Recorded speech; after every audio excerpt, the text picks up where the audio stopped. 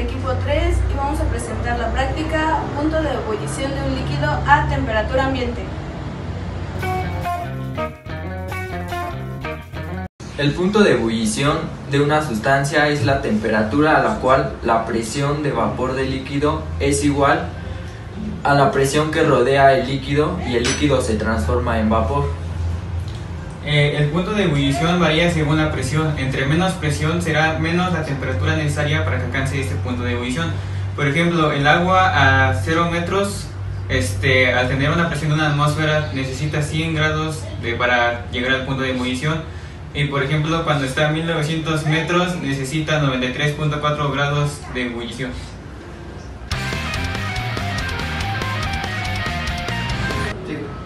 Según el diagrama de fases, a menor presión, menor el punto de ebullición. Esto porque hay una relación directamente proporcional entre la temperatura y la presión.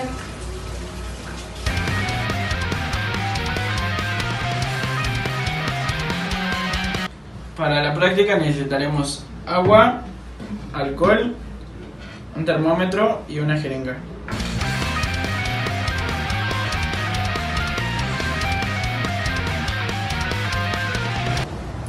Bueno, para esta práctica, primero que todo tenemos que medir la temperatura del agua, entonces la vamos a medir.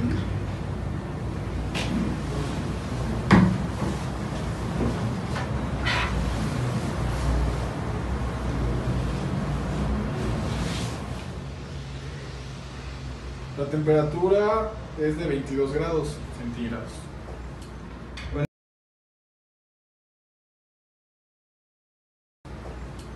Bueno, luego procederemos a introducir un cuarto de la jeringa, que en este caso, como son 35 mililitros, serían 8 a 9 mililitros en la jeringa. Bueno, ahora lo siguiente es cubrir el orificio de la jeringa y jalar la válvula. Y notaremos la presencia de burbujas.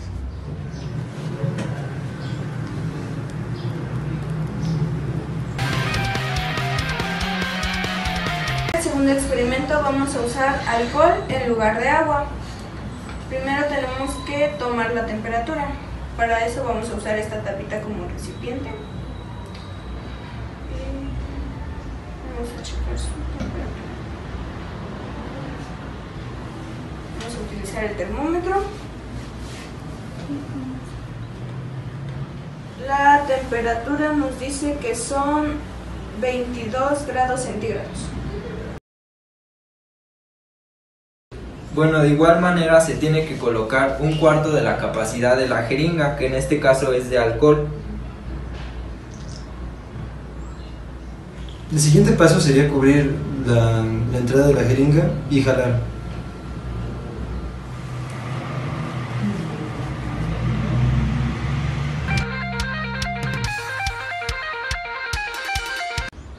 Como observaciones podemos tener que el agua es necesario que esté a una cuarta parte del volumen de la jeringa. También que al momento de ebullir nos daremos cuenta por medio de burbujas y no de vapor. Y es importante no olvidar tomar la temperatura al final y comparar los resultados mediante una tabla de presión-temperatura para ver cuál fue la presión total que ejercimos al momento de realizar el experimento.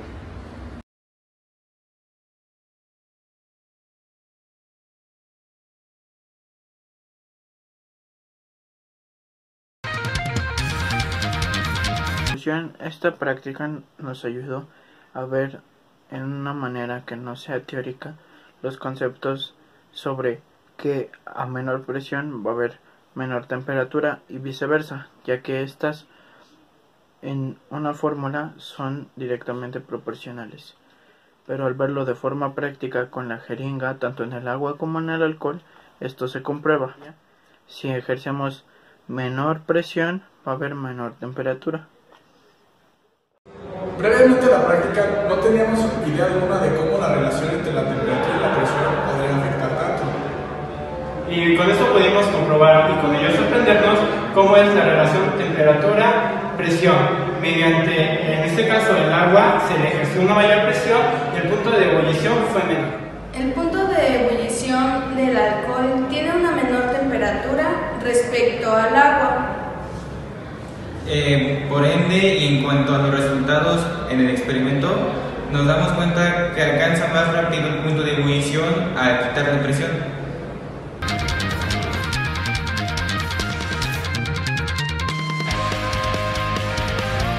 Una de las aplicaciones en la industria para los puntos de ebullición sería un proceso de la metalurgia llamado afinación por destilación o conocido como destilación fraccionada. ¿Cuál es en qué consiste? Bueno, primero que todo, los metales tienen que estar a temperaturas muy bajas de ebullición. Un ejemplo sería el mercurio y el zinc. Estas son sustancias que se tienen que separar, o bueno, son metales que las sustancias impuras tienen que separarse.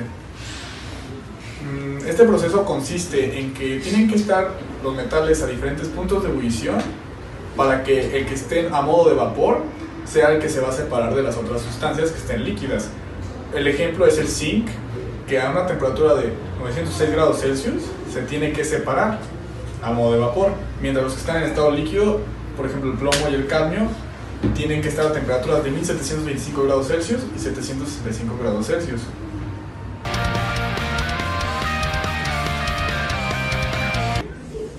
Otro proceso usado en la industria es el proceso de atomización o spray, que se utiliza generalmente para las leches en polvo.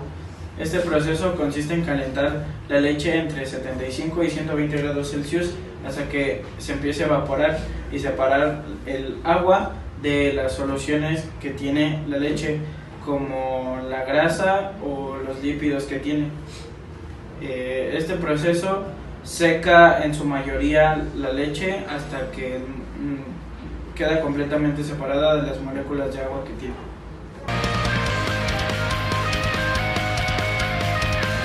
En 1860, Louis Pasteur, mediante un procedimiento, descubrió que si calentaba cerveza y vino, estos tenían más tiempo de vida o más duración. En la época de Pasteur, que sería aproximadamente en el siglo XX, se dio cuenta que las vacas no eran tratadas adecuadamente.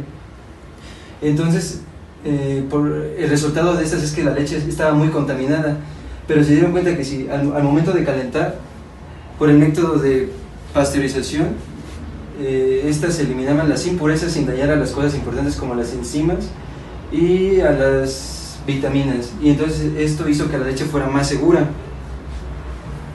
Existen dos tipos de pasteurización: la pasteurización, que es lenta y con más tiempo, que sería aproximadamente de 30 minutos, que consiste en el método de Pasteur, que es mediante un cilindro de volumen alto donde quepan cierta cantidad de litros de leche. Esta leche esté calentándose por 30 minutos. En esos 30 minutos la leche podrá desinfectarse. La segunda pasteurización consistiría en calentar en periodos cortos de tiempo pero a altas temperaturas, que sería aproximadamente entre 1 y 2 segundos, para que ésta sea limpiada profundamente.